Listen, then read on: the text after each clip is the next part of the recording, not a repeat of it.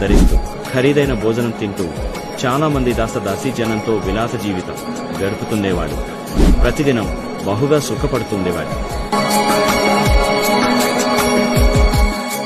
అతని ఇంటి ముందు వాకిట్లో లాజరు అనే పేరుగల ఒక దరిద్రుడు ఉండేవాడు.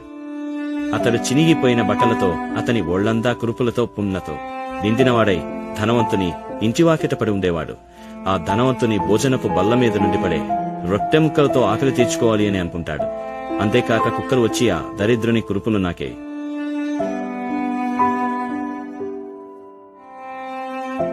అతను ఈ లోకంలో ఆకలితో, పేదరికంతో, వ్యాధులతో ఎంతో బాధపడ్డాడు.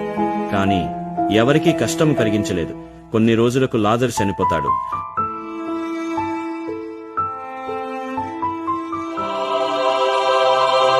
అతడు దేవదూత చేత కొనిపోబడి అబ్రాహాము ప్రక్కన ఉంచబడ్డాడు.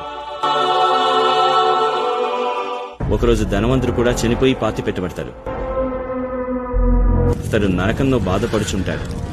ఆ ధనవంతుడు కన్నులెత్తి దూరం నుండి అబ్రాహాము ప్రక్కన ఆనుకొని ఉన్న లాజరును చూచి, తండ్రివైన అబ్రాహామా, నా యందు కనికరపడి తన బ్రేరుకును నీళ్లలో ముంచి నా నాలుకను చల్లార్చుటకు లాజరు పంపుము, నేను ఈ అగ్నిజ్వాలలో యాతన పడుచున్నాను అని కేకలు వేసి చెప్పాను.